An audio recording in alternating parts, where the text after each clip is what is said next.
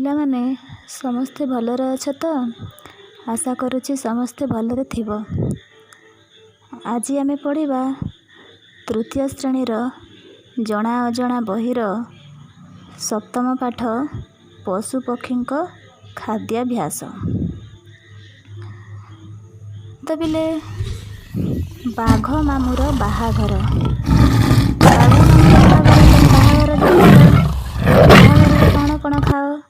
ପଲଉ, ମାଂସ, କ୍ଷୀରି, ଡାଲି, ଭାତ ଖାଇଥାଅ। ସେମିତି ବାଘ ମାମୁଁର ବାହାଘରରେ ସମସ୍ତ ପଶୁପକ୍ଷୀମାନଙ୍କୁ ନିମନ୍ତ୍ରଣ କରାଯାଇଛି। ସେହିଦିନ କୌଣସି ଜୀବଜନ୍ତୁଙ୍କ ମଧ୍ୟରେ କିଛି ଶତ୍ରୁତା ରହିବ ନାହିଁ। ଝଗଡ଼ା ନାହିଁ କି ବଦମାସ ବି କରିବେ ନାହିଁ।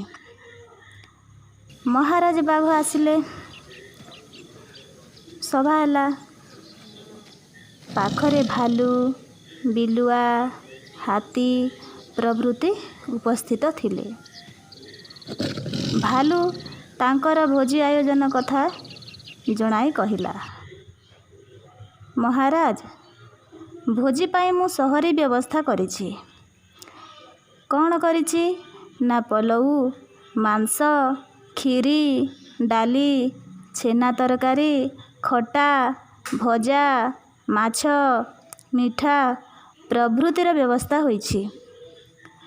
ଭାଲୁର ଖାଦ୍ୟ ତାଲିକା ଶୁଣି ବିଲୁଆ କ'ଣ କଲା, ତା ମୁହଁକୁ ମୋଡ଼ିଦେଲା। ବାଘ ମାମୁଁ ଜାଣେ ବିଲୁଆ ବଡ଼ ଚତୁର, ଏଣୁ ତା ଆଡ଼କୁ ଚାହିଁ ପଚାରିଲା, କ'ଣ କହିଲା ବାଘ? କି ହୋ, ତମେ କ'ଣ କହୁଛ, ଭଲ ହବଟି? ବିଲୁଆ କହିଲା, ମହାରାଜ, ଯାହାର ଖାଦ୍ୟ ତାକୁ ଭଲ, ନିଜ ରୁଚି ନିଜ ଭୋଜନ।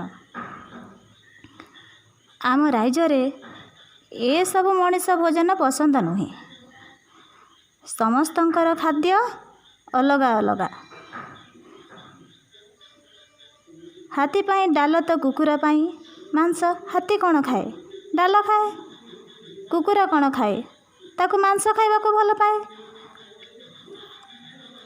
ଆମର ଖାଇବା ଅଭ୍ୟାସ ବି ସମସ୍ତଙ୍କର ସମାନ ନୁହେଁ। ପାରା କିପରି ଖାଏ? ଖୁଣ୍ଟି ଖୁଣ୍ଟି ଖାଏ। ଗାଈ କିପରି ଖାଏ? ପାକୁଲି କରି ଖାଏ। ଏଣୁ ଖାଦ୍ୟ ବ୍ୟବସ୍ଥା ଜୀବଜନ୍ତୁଙ୍କ ପସନ୍ଦ ମୁତାବକ କରାଯାଉ। କେ କହିଲା? ବିଲୁଆ। ତ ବାଘ ମାମୁଁଙ୍କୁ କଥାଟି ପସନ୍ଦ ହେଲା।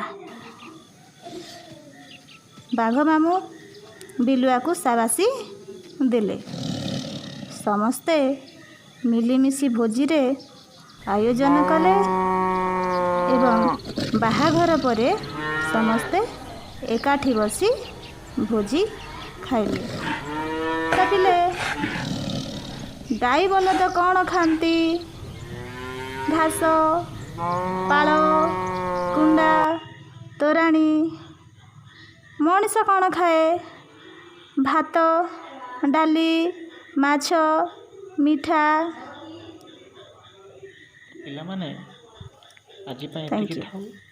ତମେ ବିଭିନ୍ନ ପଶୁପକ୍ଷୀମାନଙ୍କର ନାମ ଲେଖି ସେମାନେ ଖାଉଥିବା ଖାଦ୍ୟର ତାଲିକା କରିବ।